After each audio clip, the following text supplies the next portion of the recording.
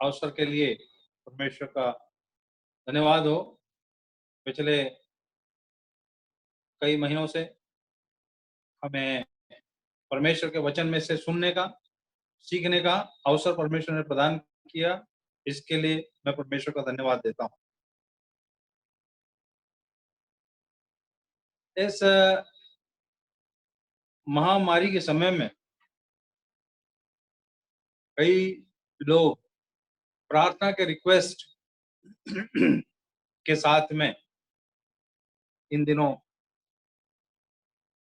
प्रचार कर रहे हैं और लोगों से चर्चा कर रहे हैं। प्रेयर चेन कई लोग बना रहे हैं, ये कहते हुए कि हमें इस कोरोना को रोकना है। ऐसे ही एक भाई ने जब मुझसे पूछा कि क्या आप उस चेन के सदस्य बनना चाहेंगे? तो मैंने उनसे पूछा कि क्या आपको पूरा यकीन है कि ये कोरोना परमेश्वर की ओर से नहीं है? तो वो कुछ बोल नहीं पाए। तो मेरे कहने का मतलब ये है कि परमेश्वर की जानकारी के बगैर कोई कोरोना इस दुनिया में नहीं आता है। पिछले सालों से हम बाइबल के इतिहास में यदि पढ़कर देखें, बहुत सी महामारियाँ आई और विश्व इतिहास को भी देखें, बहुत सी महामारियाँ आई और आपको जानकर के आश्चर्य होगा कि आज जो महामारी की हम चर्चा कर रहे हैं, इससे बड़ी महामारी दुनिया में सालों से चल रही। क्या आप जानते हैं कि मलेरिया के द्वारा प्रतिदिन 3000 जाने जाती? मैं पढ़कर आश्चर्यचकित हो गया। मैंने इंटरनेट में खोज किया तो बोले कि महीने में 10 लाख के करीब लोग मर जाते हैं। इसमें से 90% अफ्रीका के देशों के बच्चे जो जिनकी उम्र 1 से 5 वर्ष है, वे लोग मर जाते हैं। और उसके पहले तो बहुत बड़ी महामारी थी ये मलेरिया। और एक गणना के अनुसार आज तक दुनिया में जितने मनुष्य पैदा हुए हैं, उनकी संख्या 110 बिलियन के करीब। अभी हमारी संख्या लगभग 8 बिलियन है, लेकिन कुल मनुष्य जो आज तक पैदा हुए उनकी संख्या बता रहा हूँ 110 बिलियन। और उसमें से भी 50 बिलियन लोगों की मौत मलेरिया से हुई। अलग-अलग समयों में, अलग-अलग सालों में, अलग-अलग पीढ़ियों में ये मौत हुई। प्रतिदिन 3000 आज भी मलेरिया सिर्फ मलेरिया से मर रहे हैं। तो ये महामारी उसके सामने कौन-सी बड़ी महामारी। लेकिन प्रियो, हमें परमेश्वर से ज़रूर प्रार्थना करनी चाहिए कि यदि परमेश्वर का क्रोध है ये, तो वो हट जाए। और भी बहुत सी महामारियाँ हुई, लेकिन अन्य महामारियों से ये महामारी किस प्रकार भिन्न है, इसके बारे में जब मैंने सोचा और ढूँढा, तो पता चला कि इसके पहले की जितनी महामारियाँ थी, उसमें कभी चर्च में आराधना बंद नहीं हुई और ये इसकी विशेषता है। एक बार रूस में ज़रूर एक आराधनालय को बंद करने का आदेश एक आर्क बिशप ने दिया था, बाद में उसका मर्डर हो गया। लेकिन उसके अलावा आज तक इतनी बड़े दिनों तक आराधना बंद नहीं। तो ये इस महामारी की विशेषता है। और दूसरी विशेषता ये है कि इस महामारी में जितने भी राज्य अध्यक्ष हैं, जितने भी दुनिया के राष्ट्रों के अध्यक्ष हैं, वे सब जैसा बोलते हैं, पूरे पब्लिक उनके अनुसार करती है। चाहे वो स्वास्थ्य कर्मियों को धन्यवाद देने के लिए ताली बजाएं या घंटी बजाएं या ताली बजाएं, थाली बजाएं या रोशनी करें, ऐसे जो भी काम जो लीडर्स बोलते हैं, उनको आंख बंद करके सारे लोग फॉलो कर रहे हैं। या दूसरे शब्दों में, चाहे वो एक तानाशाह का देश हो, हम देखते हैं खाड़ी देशों में सब तानाशाह है, कम्युनिस्ट लोगों का देश हो, या जहां पर आपका डेमोक्रेटिक रिपब्लिक हो, किसी और से राय नहीं लेकर के राष्ट्र अध्यक्ष जो होता है, उसने जो बोल दिया उसके अनुसार हर कोई कर रहा है। ये एक खासियत है इस महामारी के समय की, क्योंकि आने वाले दिनों में ये डेमोक्रेसी खत्म होकर के राजाओं का एक दौर आएगा और उस समय में शैतान को काम करने के लिए सारी सहूलियत हो जाएगी। प्रकाशित वाक्य में जैसा हम पढ़ते हैं कि करीब 1 घंटे का समय 10 राजाओं को दिया गया और वे लोग कुछ समय तक शासन करेंगे। तो अ, एक डिक्टेटरशिप की ओर हमारा विश्व बढ़ रहा है। ये दो चीजें इस महामारी से स्पष्ट हुई। फिलहाल मेरा मकसद आज उन बातों को करने का नहीं है।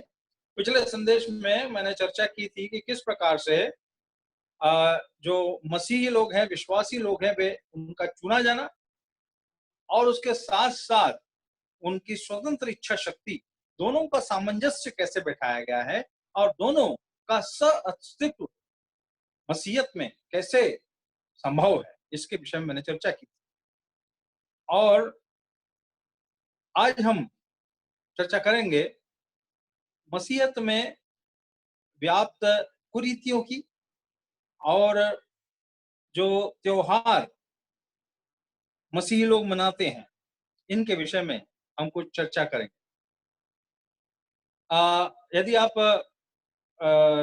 लय व्यवस्था की पुस्तक की ओर आ जाएं, तो उसका 23वां अध्याय, उस पर केंद्रित होकर के हम चंद बातों को देखेंगे। लय व्यवस्था 23वां अध्याय, इस अध्याय में पूरी तरह से आप यदि देखें, वहां पर यहोवा परमेश्वर ने मूसा से कुछ पर्वों के विषय में, कुछ फीस्ट या त्योहारों के विषय में चर्चा। ये त्योहार अलग अलग समयों पर, अलग अलग कालखंड में दुनिया में मनाए जाने वाले त्योहार के रूप में। तो इसका विशेषता ये है कि ये त्योहार साल भर में भी मनाए जाने हैं और इसके साथ साथ अलग अलग कालखंडों में भी इसको मनाए जाने का विवरण दिया गया। प्रभु यीशु मसीह के जन्म लेने के हजारों साल पहले ये भविष्यवाणी याहवे परमेश्वर ने, याहवे जो उनका नाम है, वो अपने आप में, मैं पहले बता चुका हूं, जीवन का श्वास। जब हम सांस लेते हैं या छोड़ते हैं,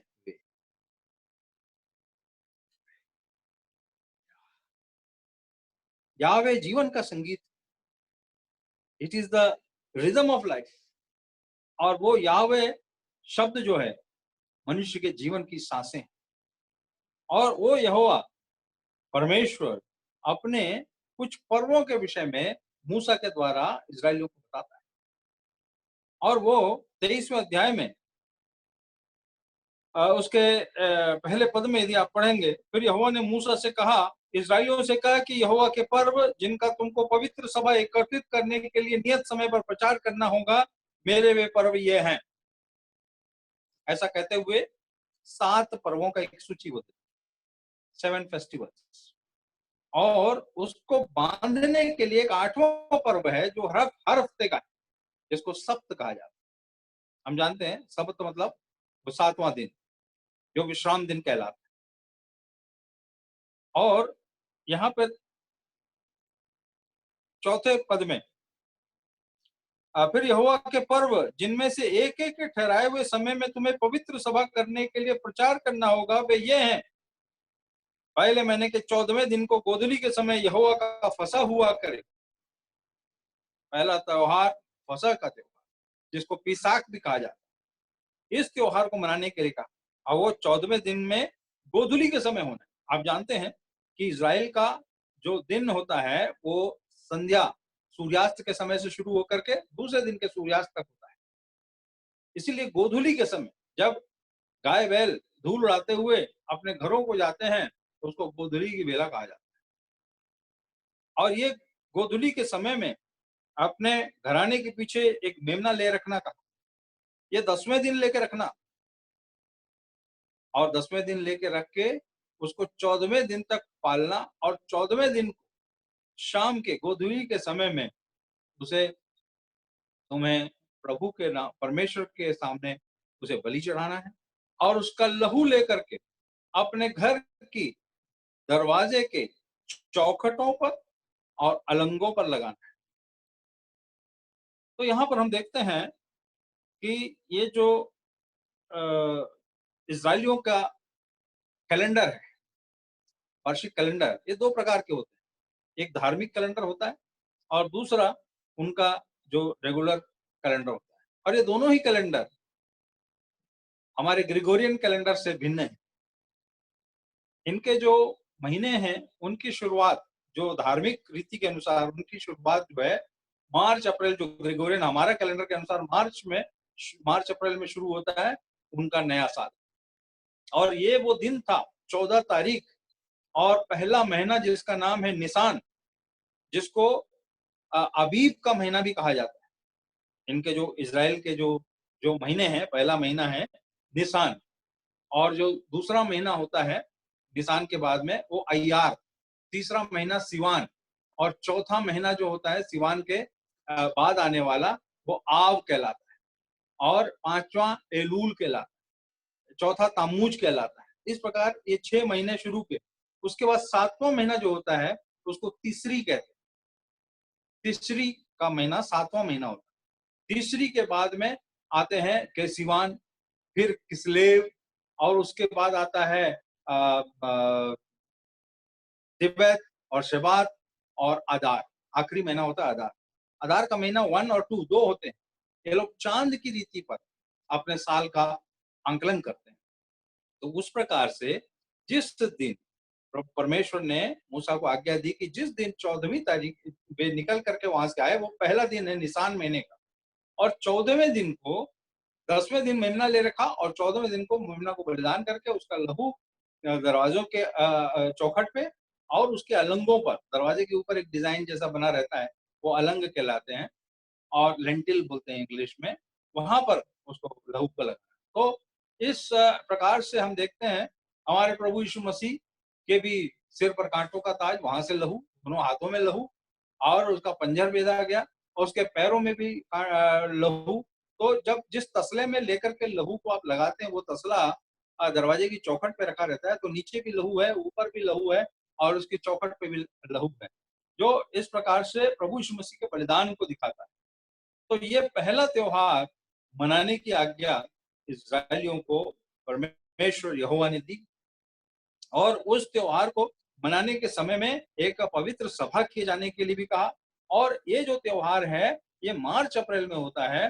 वो मार्च अप्रैल का समय होता है एक उपज लेने का, जैसे कि हमारे यहाँ मार्च अप्रैल में होता है, और वो रबी की फसल कहलाती है, और वो गेहूं उगाया जाता है। और दूसरा एक फसल दिया जाता है जो कि हमारे अक्टूबर नवंबर में उसको काटा जाता है। वो उस समय में भी हम देखते हैं कि वो दूसरा जो त्योहार होता है वो सब त्योहार दिवाली वगैरह उसी दौरान आते हैं। और यहाँ ऊपर में हम देखते हैं कि मार्च अप्रैल में गेहूं की फसल, रबी की फसल काटी जाती है, तो उससे आनंद मनाते हैं लोग, और होली और बसंत के अन्य त्योहार मनाए जाते हैं।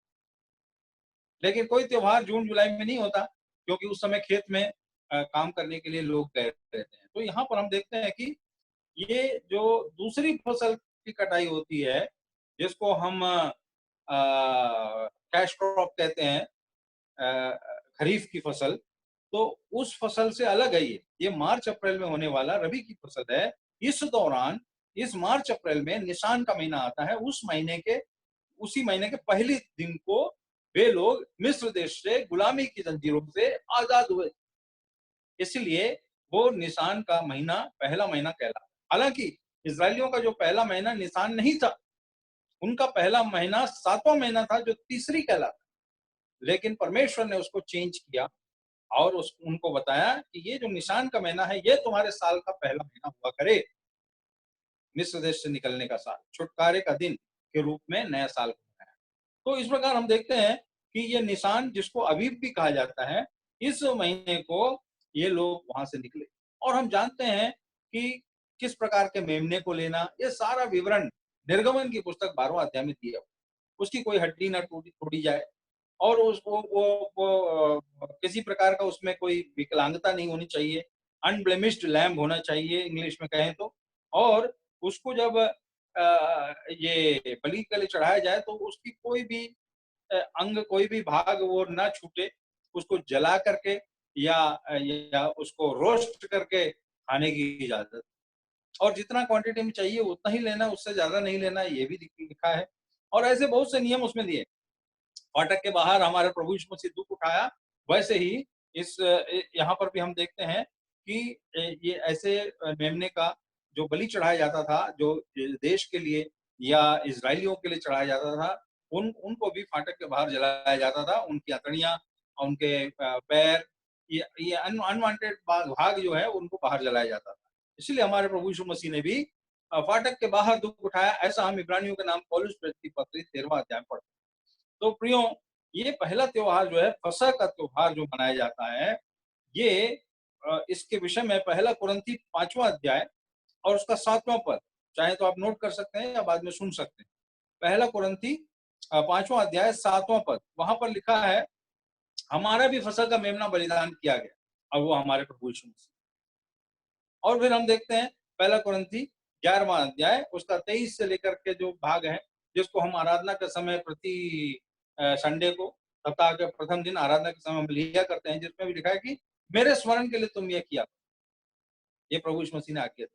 तो ये पहला त्योहार मनाने की आज्ञा परमेश्वर यहोवा ने भी दी और साथ साथ प्रभु यीशु मसीह ने भी दी। अब दूसरे पर्व की ओर हम आ जाते हैं, तो वहां पर हम पाएंगे दूसरा जो पर्व है वो 15 तारीख को मनाना है। ये निसान महीना, इसी महीने के 14 तारीख को फसह का त्योहार मनाया। 15 तारीख को आपको दूसरा त्योहार मनाना है, जिसका नाम है अखमीरी रोटी का पर्व, शाग हमाजोत, इब्रानियों में इसका अनुवाद है, शाग हमाजोत, उच्चारण ऐसे होता है। और ये अखमीरी रोटी का पर्व है, जो ये दिखाता है कि हमारा प्रभु यीशु मसीह में कोई खमीर नहीं था।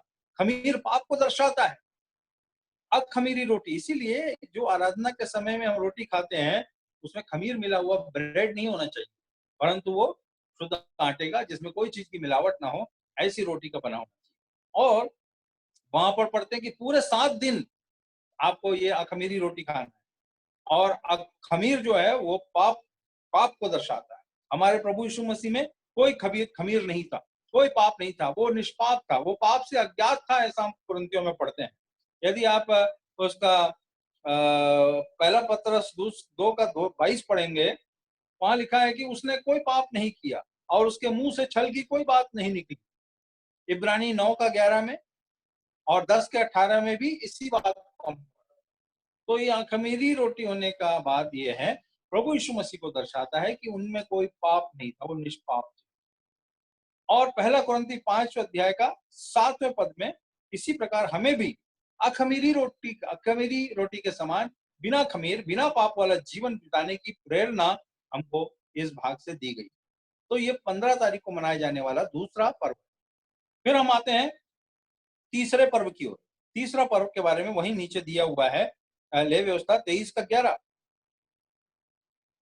पहले दिन, सप्ताह के पहले दिन, जो कि सप्ताह के आखिरी दिन या सप्त जिसको कहते हैं, सप्त के अगले दिन पड़ने वाला सप्ताह का प्रथम दिन, उस दिन मनाना है। यानी 14 तारीख को शुक्रवार, 15 तारीख को शनिवार और 16 तारीख को रविवार, प्रथम दिन को ये मनाए जाने वाला। और इस त्योहार का नाम क्या है? छाग हबीकुरीम। छाग हबीकुरीम। इस पर्व को पहली उपज का पर्व भी कहते हैं। मतलब जो गेहूं की फसल और बार्ली का फसल, ये सब जो है, जौ की फसल, राई का फसल, ये सब की कटाई उन दिनों होती है। और उसका पहले उपज के फूले लेकर के लोग चढ़ावा चढ़ाने के लिए परमेश्वर के सम्मुख आते हैं। और यदि पहला कुरिन्थी 15 का 20 पढ़ेंगे, वहां पर लिखा है कि प्रभु यीशु मसीह मृतकों में से तीसरे दिन जी उठा, ताकि वो पहली उपज होकर के, जितने सोए हुए हैं लोग हैं, उनमें पहले उपज होकर के वो जी उठे। हम जानते हैं कि प्रभु यीशु मसीह ने कई लोगों को जीवन दान दिया। याईर की बेटी को जिलाया, लाजर को जिलाया, और उनकी मृत्यु के समय कई जो लोग मर गए थे, उनकी कब्रें खुल गई। और वहां स्पष्ट रूप से लिखा हुआ है, मत्ती रचित सुसमाचार 27 के 52 में, कि ये जो कब्रें खुल गई और कई जो सो गए थे, मर गए थे, वे जी उठे। लेकिन प्रभु यीशु मसीह के जी उठने के बाद ही वे लोग शहर में और अन्य स्थानों पर प्रकट हुए। तो प्रथम उपज के रूप में प्रभु यीशु मसीह, उसके बाद ही बाकी सब लोग। लेकिन जिनको प्रभु यीशु मसीह ने अपने जीते जी जिंदा कर दिया था मरे हुओं में से, उस विधवा की बेटी को, लाजर को और याईर को, तो ये लोग जो है, ये लोग मरने के जी उठने के बाद फिर से मर गए। ये उनका हमेशा का जी उठना नहीं था। लेकिन प्रभु यीशु मसीह हमेशा के लिए जी उठे। और इस प्रकार हम देखते हैं पहली उपज होकर के प्रभु यीशु मसीह जी उठे। और बाकी लोगों के बारे में क्या कहा गया है कि पहला थिस्सलुनी 4 का 16-17 में कि जो लोग प्रभु यीशु मसीह पर विश्वास करके मर गए उनको सो गए कहा गया। सोने का मतलब यह है कि वे जागेंगे और जब तुरही का शब्द सुनेंगे वे जागेंगे। तो इस प्रकार से उन लोगों के जाग उठने के पहले पहली उपज होकर के या first fruit of the region one होकर के प्रभु यीशु मसीह जीवित हो। इस इस इस पर्व की विशेषता ये। और चौथा पर्व जब हम आते हैं उसको कब बनाने के लिए कहा है, लेव व्यवस्था 23 का 15 से लेकर 21 तक के पदों को आप यदि पढ़ेंगे वहां पर लिखा है कि ये जो होना है ये 7 सप्ताह और 1 दिन पश्चात होना है। 7 सप्ताह मतलब 7 सत्ते 49 दिन और 1 दिन और उसमें जोड़ेंगे, या इसको हम फीस्ट ऑफ वीक्स भी कहते हैं, क्योंकि 7 इंटू 7 7 सप्ताह 7 दिनों वाले 7 सप्ताह के बीतने और 1 दिन के बाद अर्थात 50वें दिन मनाए जाने वाला त्योहार।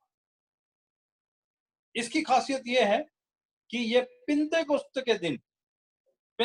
के दिन ये बताया जाता है कि 10 आज्ञाएं दी गई।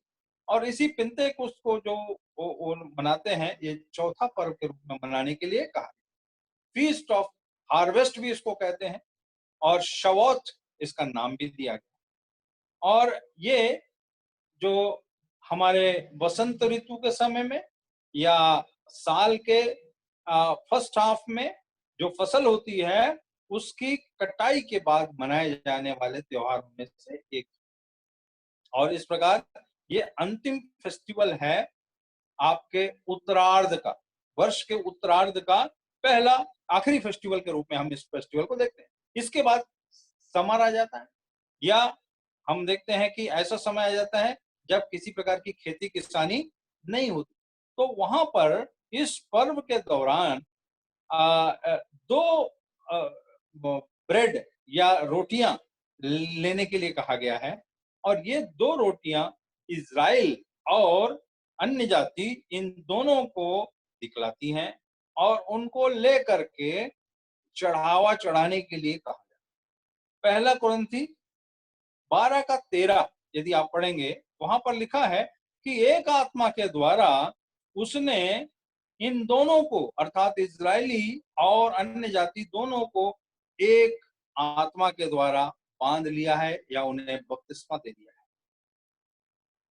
ताकि इन दोनों को एक करके एक नया मनुष्य बना ले। और इफिसी 2 का 15 में भी इसी बात को हम पाते हैं। और इसलिए हम देखते हैं कि पिंतेकुस्त के दिन पवित्र आत्मा इस धरती पर अवतार लिया। और पवित्र आत्मा जिस दिन अवतार लिया उस दिन से कलीसिया का प्रारंभ हुआ।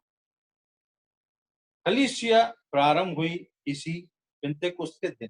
पवित्र आत्मा ने आ करके लोगों को कायल किया, जैसे प्रभु यीशु मसीह ने वायदा किया था कि मैं तुम्हारे लिए एक सहायक भेजूंगा। उन्होंने सहायक भेजा और वो आकर के तुम्हें न्याय के विषय में, धर्म के विषय में, पाप के विषय में निरुत्तर करेगा। वो काम पवित्र आत्मा ने किया और इस प्रकार जो लोग उद्धार पाए, हम देखते हैं कि पतरस ने वहां पर एक बड़ा संदेश दिया और उनके संदेश को सुन करके 3000 के लगभग मनुष्य उसी एक दिन में प्रभु यीशु मसीह को अपना उद्धार करता होकर के ग्रहण करते हैं, बपतिस्मा लेते हैं और वे प्रेरितों के साथ मिला दिए जाते।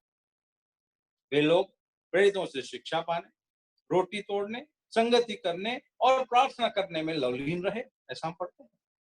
और उनकी सब वस्तुएं साझी की। तो इस प्रकार से चौथे पर्व के दिन कलीसिया की स्थापना हो गई और इस प्रकार वसंत ऋतु के समय में होने वाला वो जो त्योहार है, 4 त्योहार, उनकी पूर्ति हो। लेकिन इसके बाद का जो समय होता है, एक इंटरवल है 4 महीने का। प्रभु यीशु मसीह वहां पर यही लेवी व्यवस्था की पुस्तक के 23वां अध्याय के 22वें पद को आप पढ़ेंगे, वहां लिखा है कि बाद में आने वाले पर्वों की चर्चा करने से पहले वो कह रहे हैं परमेश्वर यहोवा कि अपने फसल को जब तुम काटो तो उसको कोनों तक मत काटना। कुछ जो फसल है और कुछ जो ऐसे दाने हैं फसल के, उनको छोड़ दिया करना, किनारों के दानों को मत काटना। ये तुम्हारे बीच में रहने वाले परदेशियों के लिए, एलियंस के लिए है, अन्य जातियों के लिए जो तुम्हारे साथ वास करते हैं, ऐसा वहां पर कहा गया है। और पिन्तेकुस्त के दिन से हम कलीसिया के युग में प्रवेश कर, यूहन्ना 4:35 में, यूहन्ना 4:35 में प्रभु यीशु मसीह अपने चेलों की ओर देखकर कहते हैं कि तुम कहते हो कि अभी खेतों की फसल की कटाई के लिए 4 महीने बाकी। ये 4 महीने कौन से हैं? ये वही गर्मियों के महीने हैं, क्योंकि फसल अभी नहीं बोई गई, इंटरवल है, 2 फसल के बीच का अंतराल। उस अंतराल के बारे में कह रहे हैं कि अभी 4 महीने हैं कटाई के लिए। लेकिन प्रभु यीशु मसीह कहते हैं तुम अपनी नजरें उठा करके देखो, खेत पक चुके हैं, परंतु काटने वाले मजदूर थोड़े हैं। इसलिए पिता परमेश्वर से विनती करो कि वो और मजदूर भेजे, ऐसा वो कहते हैं। अपनी आंखें उठा करके देखो खेतों की ओर, ये सफेद हो गई हैं। ये, या दूसरे शब्दों में, समय पूरा हो चुका है। इसीलिए हमें क्या करना है? हमें कठोर श्रम करना है, ताकि हम हमारे परमेश्वर के लिए बहुत सी आत्माओं को जीत सकें। प्रेरितों के काम 15वां अध्याय और उसके 14वें पद में लिखा है कि अन्य जातियों में से एक हिस्सा परमेश्वर के नाम के लिए परमेश्वर जब तक जोड़ न ले, तब तक वो इस्राएलियों का भाग इसी प्रकार कठोर बना रहेगा। तो अन्य जातियों के लिए, जिसमें मैं और आप भी शामिल हैं, हमारे लिए ये जो समय है, ये दिया गया है। हम लोग इसी दौरान उद्धार के अनुभव में आए। हम कितने धन्य लोग हैं कि इस इंटरवल के दौरान, जो अंतराल था दोनों फसल के बीच में, उसके बीच में हमको इस प्रकार से परमेश्वर ने चुन लिया है।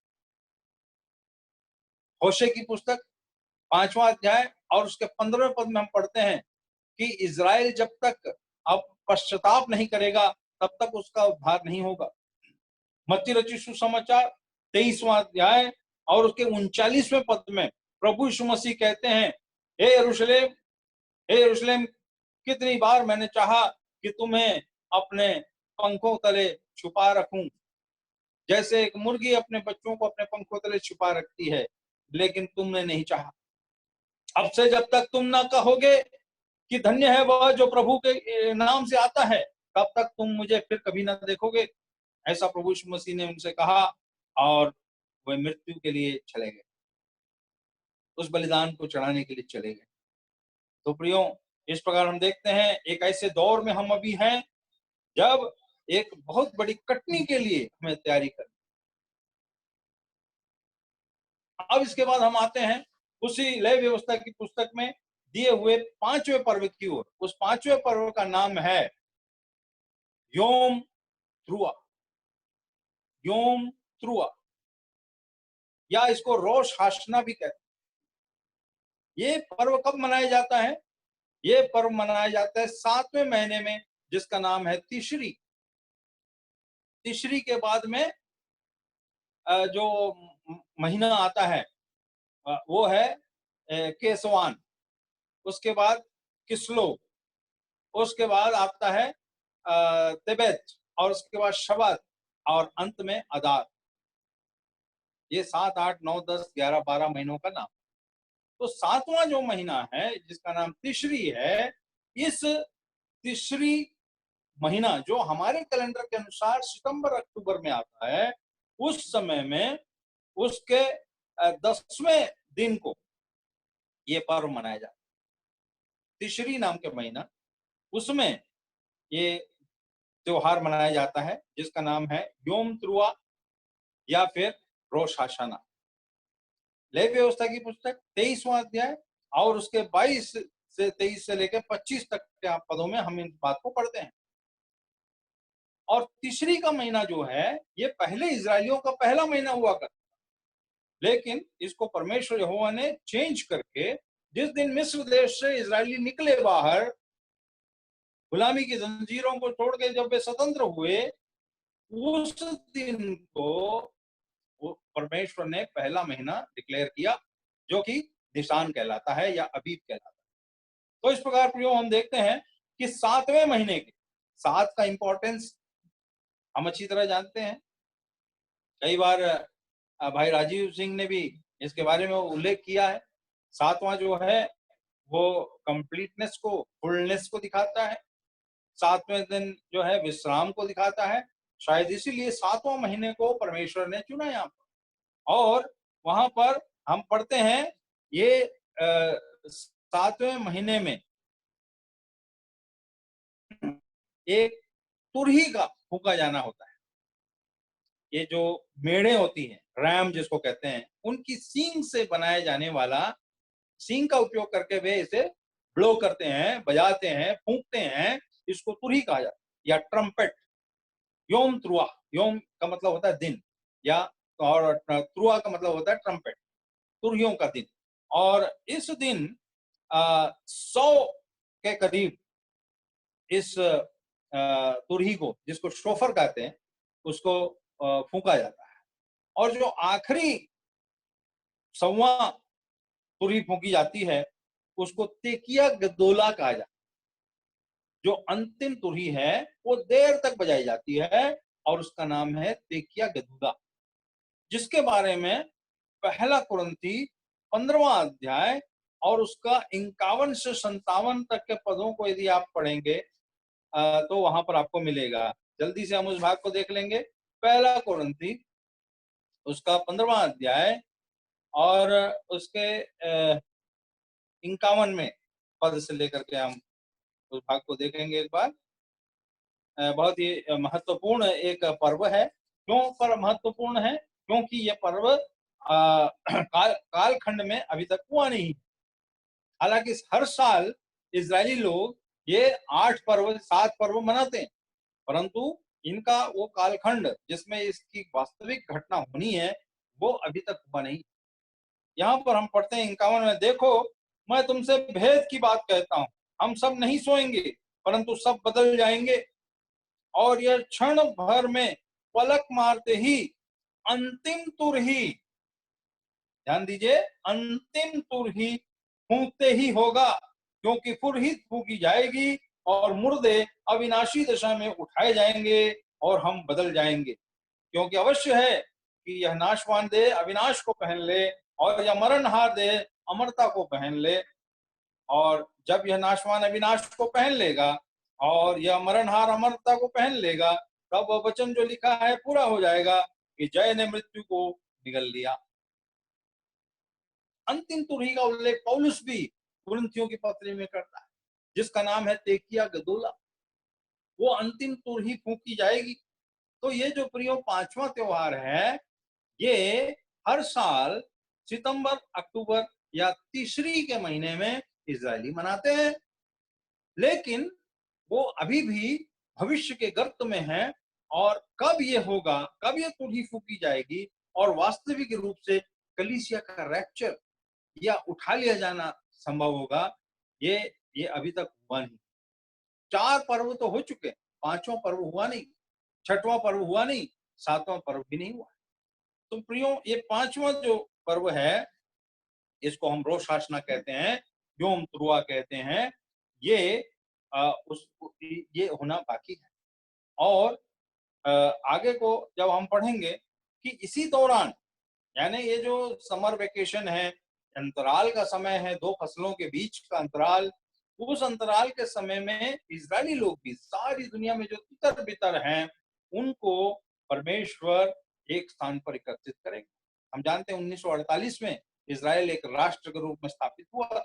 और यशायाह भविष्यवक्ता की पुस्तक में जो भविष्यवाणी दी गई है, 27वां अध्याय उसके 12वें और 13वें पद में हम पढ़ते हैं कि कैसे वो उनको अलग अलग विभिन्न देशों से इकट्ठा करके एक राष्ट्र के रूप में स्थापित करेगा। 6वें पर्व की ओर हम आ जाएं जल्दी से। इसका नाम है योम किप्पूर या डे ऑफ एटोनमेंट। ये भी तीसरी महीने में ही मनाया जाता है। ये तीसरी के 10वें दिन हुआ। और पहले दिन कौन सा हुआ था? रोश हशना या योम तुरुआ, तुरहियों का पर्व, पहले दिन तीसरी महीने के। 10वें दिन कौन सा त्योहार आ गया? छठवां त्योहार आ गया, जिसको हम कहते हैं योम किप्पुर। 23वां अध्याय लेवी व्यवस्था का, और उसके 26 से लेकर 32 तक के पदों में हम इस बात को पढ़ते हैं। ये 7 साल जो है पीड़ा के समय है, जिसके विषय में कहा जाता है जेकब्स जेकब्स ट्रिबुलेशन या जेकब्स ट्रबल भी कहा जाता है। याकूब की मुश्किलें, याकूब के लिए क्लेश का समय। प्रियो, इस त्योहार के समय में, वास्तविक कालखंड में, हम विश्वासी इस दुनिया में नहीं रहे, हम उठा लिए जा चुके रहेंगे। उसके बाद होने वाला ये पर्व है, जो कि सिर्फ 10 दिन के अंतराल में होने का है। अब वो 10 दिन कितने महीने हैं, कितने साल हैं, इनकी गणना हम अभी नहीं कर सकते। लेकिन ये 1 तारीख को यदि हमारा चर्च का रैप्चर हुआ है, तो 10 तारीख को वहां पर हम देखेंगे कि डे ऑफ अटोनमेंट। ये पूरे सिर्फ इजरायलियों के लिए होगा।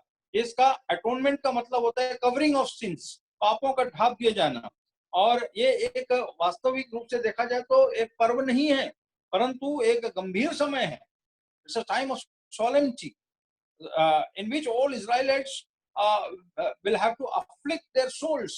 अपनी अपनी आत्मा को उन्हें दुखी करना होगा, उन्हें पश्चाताप करना होगा, ना सिर्फ अपने व्यक्तिगत पापों के लिए और अपने व्यक्तिगत जो ढिठाई के पाप है उनके लिए, परंतु अपने राष्ट्रीय, एक राष्ट्र के रूप में उन्होंने जो पाप किया है उसके लिए उन्हें एक मेमने को और 2 मेमने को लेकर के उन्हें बलि चढ़ाना पड़ेगा। एक मेमने के ऊपर इजराइल का सारा पाप, और दूसरा मेमना जो है वो पापों को लेकर के अनजाने प्रदेश में चला जाएगा, और ये उस इजराइल के पापों को दूर ले जाने के बारे में है, जहां पर किसी जंगली जानवर के द्वारा वो दूसरा जो मेमना है वो फाड़ डाला जाएगा या मार डाला जाएगा।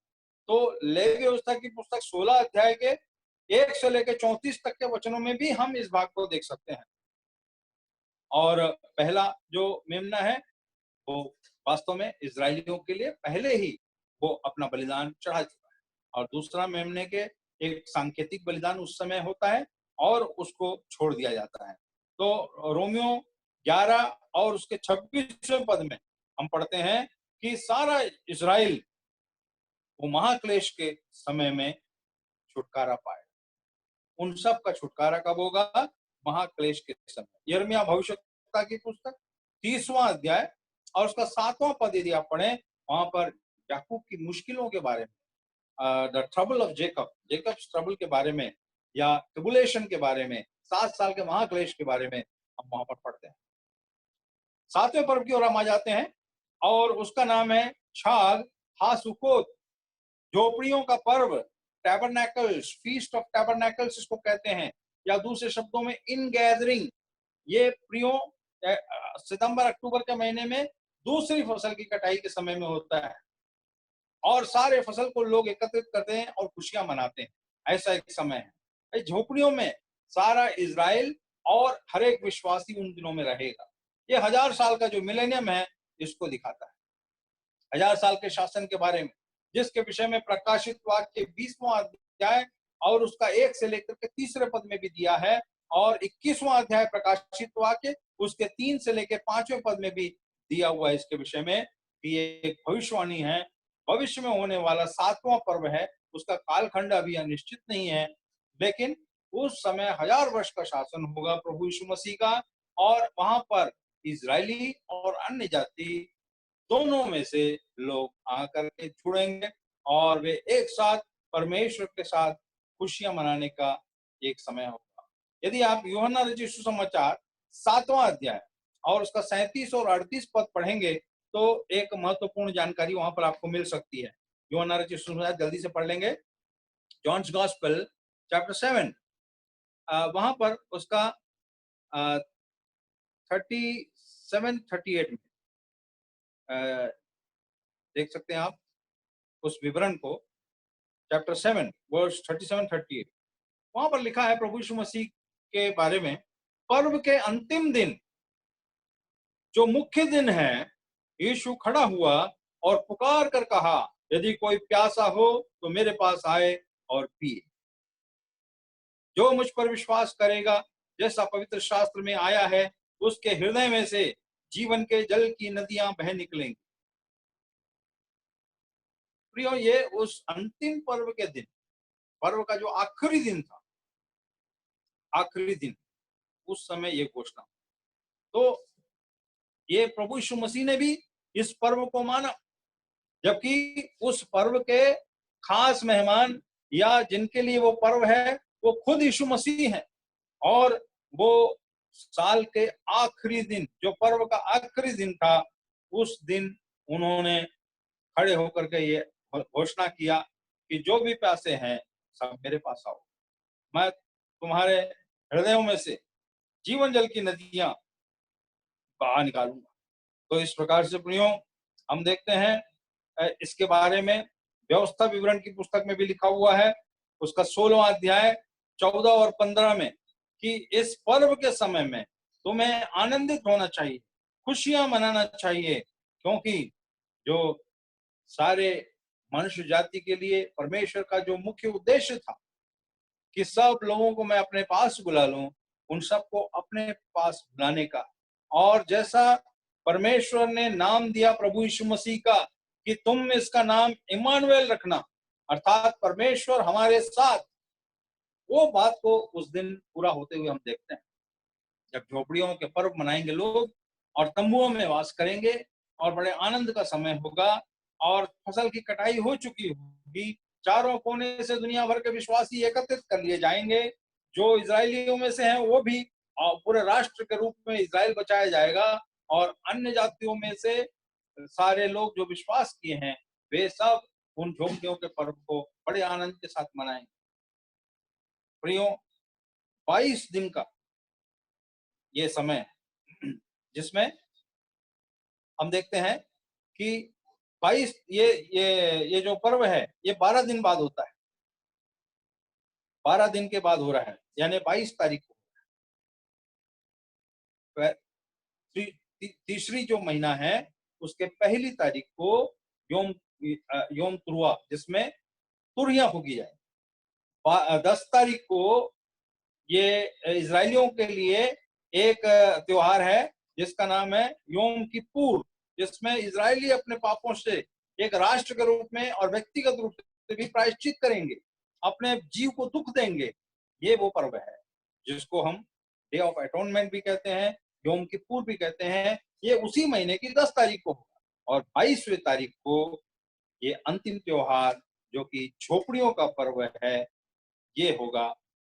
15 से लेकर के 21 तारीख तक ये पर्व मनाया जाएगा। 21 तारीख का मतलब शाम को उनका दिन शुरू होता है, जो 22 तारीख तक चलेगा, या 21 तारीख से लेकर के शाम से लेकर के 1000 साल तक ये मिलेनियम का एक समय। प्रियो, ये 7 पर्व परमेश्वर ने अपनी ओर से, उन्होंने कहा कि ये यहोवा के पर्व हैं। ये त्योहार उन्होंने क्यों दिए हैं? ये इसलिए दिए गए हैं ताकि हम लोग उस तय त्योहार को मनाएं, पवित्रता से मनाएं, और ये यहोवा का पर्व में उसको आदर करें, उसको महिमा चढ़ाएं और उसकी स्तुति करें। इसके लिए ये त्योहार उन्होंने मनाया। और यही नहीं, ये त्योहार के बारे में वो कहते हैं कि ये मेरे पर्व है, मनुष्यों के बनाए हुए पर्व नहीं है। प्रियो, इनमें से जो 4 त्योहार हैं, वो उत्तरार्ध में है, एक पूर्वार्ध में, एक शुरू के 6 महीने में, और दूसरा, और खास तौर से यदि हम देखें तो उनके डेट्स भी बहुत ही फिक्स हैं। निशान के महीने को देखें, 14, 15, 16, 3 दिन में 3 त्योहार खत्म। उसके 50वें दिन में पिंतेकुस्त आता है, उस दिन चौथा पर्व। ये 4 पर्व हम मनाते आ रहे हैं प्रियो, क्योंकि जितने उद्धार पाए हैं वे लोग क्या करते हैं? रोटी तोड़ते हैं। रोटी तोड़ने मेरे स्मरण के लिए किया करो, फसह का मेमना बलिदान जो हुआ उसके बारे में, और अखमीरी रोटी खाया करो। और तीसरी बात कि जो पहली उपज, अर्थात प्रभु यीशु मसीह जिस प्रकार पहले फल होकर के जी उठे, हम भी एक दिन जी उठेंगे, इस आशा के साथ जीवन बिताना, और बिना खमीर का रोटी यानी बिना पाप का जीवन बिताना, और पवित्र आत्मा से गाइडेड होकर के, पेंतेकोस्त के दिन जैसे पवित्र आत्मा ने हमें गाइड किया, पवित्र आत्मा तब से लेकर हमारे साथ में है, उसकी गाइडेंस में और उसके निर्देश का पालन करते हुए पवित्र जीवन बिता करके ये त्योहार, शुरू के 4 त्योहार हम मनाते आ रहे हैं। 5वां त्योहार बाकी है। ये त्योहार इस साल सितंबर अक्टूबर महीने में, या जिसको तीसरी का महीना कहा जाता है, इजराइल मनाएगा। और हम देखते हैं कि प्रभु यीशु मसीह की मृत्यु कभी भी हो सकती थी, उनका जी उठना कभी भी हो सकता था। 3 दिन कोई जरूरी है क्या? या चौथे दिन हो सकता था, सप्ताह के अगले सप्ताह हो सकता था, लेकिन ऐसा नहीं हुआ। वो कैसा हुआ? जैसा परमेश्वर ने पर्व बनाया वैसा हुआ। प्रभु यीशु मसीह कहते हैं, मेरी बड़ी लालसा थी कि मैं ये पर्व तुम लोगों के साथ मनाऊं। जब सैनिक लोग पकड़ करके उसको एक हॉल में ढकेल लेते हैं, प्रभु यीशु मसीह को, जब वो पिलातुस के सामने खड़े होने वाला है, उसके पहले वो तैयारी का दिन था। इसीलिए वो क्या कहते हैं, अपने आप को अशुद्ध नहीं करना चाहते और प्रभु यीशु मसीह को हॉल में धक्का देते हैं, खुद अंदर नहीं जाते हैं ताकि वो अशुद्ध ना हो जाए। अन्य जातियों के घर में जाकर, पौलुस रोमी था, अन्य जाति था, उनके यहाँ जाकर वो अशुद्ध नहीं होना चाहते थे यहूदी लोग। लेकिन उन्हें क्या पता था कि जिस मेमने को अशुद्ध होने के लिए हम वो लोग सौंप रहे हैं, वही फसल का मेमना है। और वो फसल का मेमना बलिदान हुआ। जब इजरायली लोग फसह का त्योहार मना रहे थे, उसी समय क्यों यीशु मसीह फसह का मेमना बने? उसी समय क्यों ये त्योहार खमीरी रोटी का हुआ? और तीसरे दिन पहली उपज के रूप में प्रभु यीशु मसीह क्यों जी उठे? सोचने की बात। यदि जब इजरायली लोग ये त्योहार मनाते समय ही प्रभु यीशु मसीह ने ये काम किया, तो इसका मतलब ये हुआ कि जो अगला त्योहार आने वाला है, 5वां त्योहार, जिसका नाम है योम त्रुआ, तुरहियों का पर्व, वो भी तभी होगा जब यरूशलेम में, इजराइल में लोग तुरही का पर्व मनाएंगे। और उस तुरही के पर्व के दिन प्रभु यीशु मसीह आएंगे। तुरही फूकी जाएगी, प्रधान दूत का ललकार का शब्द होगा, और जितने प्रभु यीशु मसीह में सो गए हैं वे पहले जी उठेंगे, और तब हम जो बचे रहेंगे वे पलक झपकते ही बदल जाएंगे और हम परमेश्वर से हवा में मिलने के लिए उठा लिए जाएंगे। उन दिनों में प्रभु यीशु मसीह जमीन पर पैर नहीं रख रहे हैं, हवा में, बादलों में हम उठा लिए जाएंगे, ऐसा होगा। तो प्रियो, वो तुरही का पर्व तभी मनेगा जब इजराइल के लोग उस त्योहार मनाएंगे। बाकी दुनिया के लोग तो वे त्योहार नहीं मनाते। कौन मनाता है? इजरायली मनाता। और यदि प्रभु यीशु मसीह ने जब इजरायली फसह का त्योहार मनाए, उस समय उन्होंने फसह का मेमना होकर के दुख उठाया, और जब पिन्तेकुस्त के दिन पवित्र आत्मा आई, जब तीसरे दिन प्रभु यीशु मसीह जी उठे पहली उपज के रूप में, ये सब त्योहार जब इजरायली मना रहे थे उस समय हुआ, तो फिर तुरहियों का पर्व भी उसी समय होगा जब इजरायली वो पर्व मना रहे हैं। प्रियो, कई लोग कहते हैं कि ये क्या है, आप प्रभु यीशु मसीह के बारे में, उनके आगमन के बारे में डेट दे रहे हो। मैं पूछता हूं, ये प्रोफेसी क्या है? जो प्रोफेसी होता है, भविष्यवाणियां होती है, वो क्या है? भविष्यवाणियां क्यों दी जाती? वो पूरी होने के लिए दी जाती। पहले से जिस बात का, जिस इवेंट का होना तय है, उसको पहले से बता दिया गया है। इस भविष्यवाणी का पूरा होना आवश्यक है। और उस भविष्यवाणी के बारे में यदि आप पहले चर्चा करते हैं, तो ये बहुत सही आप करते हैं। क्यों ऐसा करते हैं? क्यों ऐसा मैं कह रहा हूं? ये इसलिए कह रहा हूं क्योंकि हम पढ़ते हैं कि हम सब लोग जो हैं प्रभु यीशु मसीह के, परमेश्वर पिता के राजदूत हैं। हम उस स्वर्ग की बातों को यहाँ पर बताने के लिए हैं। जैसा हम पहला कुरिन्थी में भी पढ़ते हैं, वहां पर लिखा हुआ है कि हम सब परमेश्वर के भेदों के भंडारी हैं। परमेश्वर ने बहुत रहस्यमय बातें बताई हैं, आम दुनिया के लोग नहीं जानते। प्रभु यीशु मसीह का दोबारा आगमन होने वाला है, उनको नहीं मालूम। उनको इन 7 पर्वों के विषय में नहीं मालूम। प्रभु यीशु मसीह के जन्म के बारे में भविष्यवाणी की गई थी, वे सब पूरी हुई है। और हमें परमेश्वर ने भविष्यद्वक्ता होकर के रखा है। हम परमेश्वर के भेदों के भंडारी हैं। ये हमारा काम है, हम लोगों को बताएं। आप जानते हैं कि जो भविष्यवाणियां हैं, ये अपनी ओर से हम नहीं करते। ये तो पहले से जो भविष्यवाणियां हो चुकी है, उनकी रिपोर्टिंग करते हैं हम। और वो रिपोर्टिंग करते समय हम परमेश्वर के उन भेदों को लोगों तक पहुंचाते हैं। पहला कुरिन्थी 4 अध्याय और पहले पद में लिखा है, हम परमेश्वर के भेदों के भंडारी हैं। We are the stewards of his mysteries. तो उनके जो जो जो सीक्रेट चीजें हैं, बातें हैं, उनके बारे में हम लोगों को बताते हैं। और जब मत्ती रचित सुसमाचार में चेलों ने प्रभु यीशु मसीह से पूछा 13वां अध्याय में, मत्ती 13 अध्याय उसके 10वें पद में, कि तुम दृष्टांतों में क्यों बात कर रहे हो लोगों से? तो प्रभु यीशु मसीह कहते हैं कि तुमको इन जो भेदों की बातें हैं ये तुमको बताई गई हैं, तुमको इसकी समझ है, लेकिन बाकी लोगों से परमेश्वर के राज्य के ये भेद की बातें नहीं बताई गई हैं या उनसे छिपाई गई हैं। तो ये हम लोग हैं प्रियो, जिनके बारे में परमेश्वर ने हमें एक प्रॉफिट के समान रखा है। और पौलुस प्रेरित भी जब कलीसियाओं को लिखते हैं चिट्ठियां, उन पत्रियों में लिखते हैं कि तुम सब परमेश्वर के बारे में लोगों को बताते हो। और आप देखेंगे यदि आमोस की पुस्तक उसका 3रा अध्याय और उसका 7वां पद में यदि आप देखें, वहां लिखा हुआ है कि प्रभु परमेश्वर जो है अपने भेद की बातों को अपने भविष्यद्वक्ताओं से छुपा करके कभी नहीं रखते, वो उन पर प्रकट करते हैं, उन्हें बताते हैं ताकि उसके नाम को महिमा मिले। सोदोम और गोमोरा के नाश करने से पहले पिता परमेश्वर ने अब्राहम से इसके विषय में चर्चा की। क्या मैं अब्राहम से इतनी बड़ी बात छुपा के रखूं कि मैं सोदोम और गोमोरा को नष्ट करने जा रहा हूं? ये कदापि नामुमकिन है, मुमकिन नहीं है। और इसलिए वो चर्चा करते हैं, उन्हें बताते हैं। और इस प्रकार हम देखते हैं कि जो भविष्य में होने वाली घटनाएं हैं, इसको परमेश्वर ने पहले से भविष्यवाणी कर दी है। हम सिर्फ उनकी व्याख्या करके उसके बारे में रिपोर्ट देते हैं और एक रिपोर्ट लिखते हैं कि ऐसा ऐसा होने वाला है, और उसके विषय में लोगों को आगाह करते हैं। आज आप देखिए, ये जो महामारी के समय में 2 बातें हुई है। पहली बात ये कि हम जितने विश्वासी हैं, हम सब लोगों को अपना आत्मा अवलोकन करने का एक अवसर मिला कि हमारा जीवन कैसा है।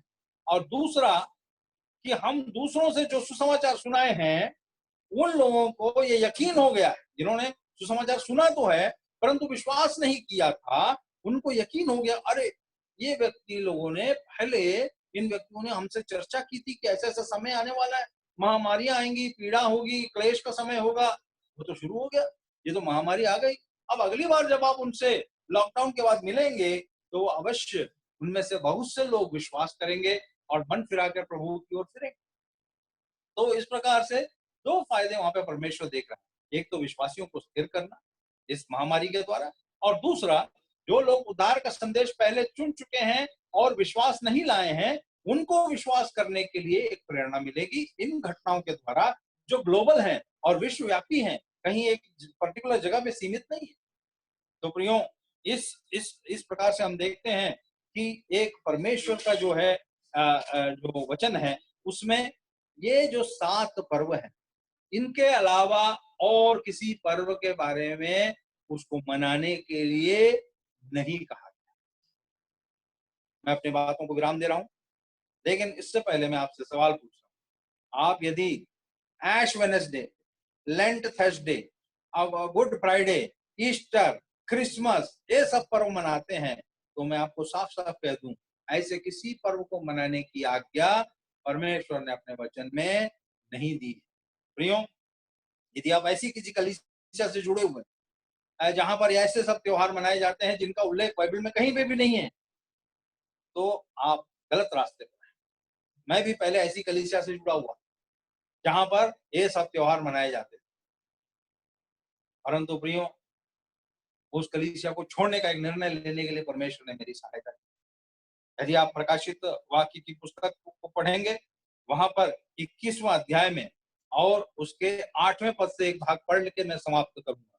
प्रकाशित वाक्य 21 का 8, वहां पर लिखा हुआ है, परंतु डरपोकों और अविश्वासियों और घिनौनों और हत्यारों और व्यभिचारियों और टोनों और मूर्ति पूजकों और सब झूठों का भाग उस झील में मिलेगा जो आग और गंधक से जलती रहती है। यह दूसरी मृत्यु है। डरपोक, पहला पहला वाक्य दिखा है, डरपोक लोग। कौन है डरपोक लोग? जो अंधेरे से डरते हैं, जो कोई हॉरर मूवी देख करके डर जाते हैं, ऐसे लोग डरपोक है क्या? नहीं, डरपोक वो लोग हैं जो सोचते हैं कि मैं यदि इस कलीसिया को छोड़ दूंगा तो मेरे बेटे बेटियों का विवाह कहाँ होगा, है? मैं यदि मर जाऊं तो इस कलीसिया के पास कब्रिस्तान नहीं है, उस कलीसिया में मैं कैसे चले जाऊं? या अपने नौकरी के विषय में, या अपने बच्चों के भविष्य के विषय में सोच करके जो निर्णय नहीं ले पाते, प्रियो, ऐसे लोगों को डरपोक कहा जाता है। और इन डरपोकों का भाग कहाँ पर है? इन सब का भाग मिलेगा उस झील में मिलेगा जो आग और गंधक से जलती रहे। प्रियो, यदि आप अभी तक ऐसे रूढ़िवादी परंपराओं में हैं, परंपरा रूढ़िवाद इसको आप समझते हैं कि नहीं समझते? यदि नहीं समझते तो मैं एक उदाहरण देता हूँ।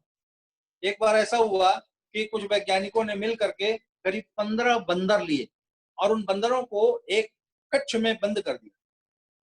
उस कक्ष में ऊपर जाने के लिए एक सीढ़ी थी, लेकिन आगे दरवाजा बंद था। और उस कमरे की छत पर शावर लगे हुए। समझ गया सेटअप आप? 15 बंदर एक कक्ष के अंदर, एक सीढ़ी जिसमें आगे दरवाजा नहीं, दरवाजा बंद है और खुलता नहीं, और पूरी छत पर शावर लगे हुए जहां से पानी गिर सकता। और ऐसा हुआ कि एक बंदर जो है उनमें से सीढ़ी चढ़ के ऊपर जाने लगा, तभी शावर खुल गया और पानी उन सब बंदरों पर गिर पड़ा। तो वो बंदर जो ऊपर चढ़ा था वो नीचे आ गया। दोबारा दूसरा बंदर चढ़ने की कोशिश किया, फिर यही प्रक्रिया, फिर से पानी गिर गया, सारे बंदर भीग गए और सब बंदरों का दिमाग खराब हो गया। इसके बाद क्या हुआ? तीसरा बंदर चढ़ा तो बाकी 14 बंदरों ने मिलकर उसे पीट दिया। क्यों पीट दिया? क्योंकि फिर पानी गिरेगा, उनको मालूम है, इसीलिए उसको पीट दिया। अब क्या हुआ? साइंटिस्ट लोगों ने क्या किया, उनमें से 5 बंदर को निकाल दिया, 5 नए बंदर डाल दिए उस कच्चे। अब जो नए बंदर आए हैं उनको नहीं मालूम है सीढ़ी चढ़ने से क्या होता है, और वो लोग सीढ़ी चढ़े, जैसी सीढ़ी चढ़े बाकी बंदर जो 10 थे पुराने, उन्होंने मिलकर उसको पीट दिया। तो वो लोग भी समझ गए सीढ़ी पर चढ़ना मना है, सीढ़ी पर चढ़ते ही पिटाई हो जाती है। उनको मालूम नहीं है कारण क्या है, लेकिन बाकी बंदरों को मालूम था कारण क्या है, कि पानी गिरेगा, सब भीग जाएंगे और उनका पूरा शरीर जो है गीला हो जाएगा। और ऐसे करके वैज्ञानिकों ने पुराने 10 बंदरों को भी हटा दिया। अब जितने बंदर थे अंदर, वो सब 15 बंदर नए थे और उनको कुछ मालूम नहीं था, लेकिन उनको एक बात मालूम थी कि सीढ़ी पर चढ़े मतलब बाकी बंदर मिलकर तुम्हें पीट। और क्यों पीट रहे हैं, क्यों मार रहे हैं, ये उन 15 बंदरों में से किसी को नहीं। ऐसा ही कुछ प्रभु प्रभु के मानने वाले कुछ ऐसे लोग करते हैं जिनको मालूम ही नहीं है कि वे क्यों ये कर रहे हैं। अब मैं पूछता हूं, क्रिसमस का त्योहार मना रहे प्रभु यीशु मसीह के जन्मदिन, आपको क्या फायदा है भाई? जो विश्वासी हैं उनको नया जन्म मिल गया, वे लोग प्रभु यीशु मसीह पर विश्वास कर लिए, उनके पाप क्षमा हो गए, और वो लोग वास्तव में जो प्रभु यीशु मसीह का जन्मदिन कौन मनाना चाहिए? जो विश्वासी हैं, क्योंकि उनको नया जन्म प्राप्त हो। बाकी लोगों को क्या प्राप्त हुआ? वो लोग तो दारू पी करके और अन्य कुकर्म करके उस दिन को मनाते हैं, उनके जीवन में कोई बदलाव नहीं हुआ। और मैं पूछता हूँ, गुड फ्राइडे के एक दिन उपवास करके या 40 दिन उपवास करके क्या कर लेंगे? आपको पूरे साल भर, पूरे जीवन भर पवित्रता का आचरण करना है और बिना खमीर, अखमीरी रोटी का पर्व मनाना है और पवित्र आत्मा से प्रेरित एक जीवन बिताना है। ये एक दिन या साल में एक दिन करने से नहीं हो। हम पढ़ते हैं एक जगह में, व्यवस्था विवरण 16 का 16 में लिखा हुआ है कि पुराने नियम में, कि साल में कम से कम 3 बार तुम लोग मुझे अपना चेहरा दिखाने के लिए हर कोई मेरे मंदिर में आया करे। तो पुराने नियम की घटना है, साल में 3 बार कम से कम अपना चेहरा मुझे दिखाना और छूछे हाथों मत आना, कुछ ना कुछ गिफ्ट लेके आना। लेकिन उसका पालन आज कैसे करते हैं लोग? एक दिन गुड फ्राइडे को चल देंगे चर्च, या ईस्टर को चल देंगे, और एक दिन क्रिसमस मनाने चल देंगे। इस प्रकार से 3 बार मुंह दिखा देते, बाकी दिन वो कलीसिया में, चर्च में आते ही नहीं। प्रियो, ऐसे किसी पर्व को मनाने की आज्ञा परमेश्वर ने अपने वचन में नहीं। ऐसे ही कई लोग बपतिस्मा के विषय में छिड़काव का बपतिस्मा ले। अरे बाइबल में कहीं पे भी छिड़काव के बपतिस्मा के बारे में लिखा ही नहीं है। प्रभु यीशु मसीह ने को देखिए, आप अपना आदर्श बनाइए कि वो कब बपतिस्मा लिए और निकोदेमुस कब उद्धार पाया और कुरनेलियुस का घराना कब उद्धार पाया, कब वो लोग बपतिस्मा लिए होंगे। सोच समझ करके और विश्वास करके बपतिस्मा लिए। तो प्रियो, मैं चाहता हूं कि अगली बार जब भी आपको कोई उपदेश करे, कोई उपदेश दे, जब आपका जो उपदेशक हो आपको वचन में से सिखाए, तो आप इस वचन में बीरिया के निवासियों के समान ढूंढ ढांड करें कि ये बातें यूं ही है कि नहीं, और तब उस पर विश्वास करें, उसके अनुसार चलें। यदि वचन की सही शिक्षा आपको आपके झुंड में नहीं मिल रही है, तो छोड़ दीजिए ऐसे झुंडों को और वचन के परिपक्व लोगों के बीच में आकर के काम। परमेश्वर आपको इन वचनों के द्वारा आशीषित करे और होने पाए कि आने वाले दिनों में आप इन 4 पर्वों को आवश्यक रूप से मनाते हुए 5वें पर्व की पूर्ति का या उसकी भविष्यवाणी के पूरे होने का इंतजार करते हुए अपना जीवन बिताएं। ऐसा जीवन बिताने के लिए प्रभु मेरी और आपकी साथ सबको जय मसीह।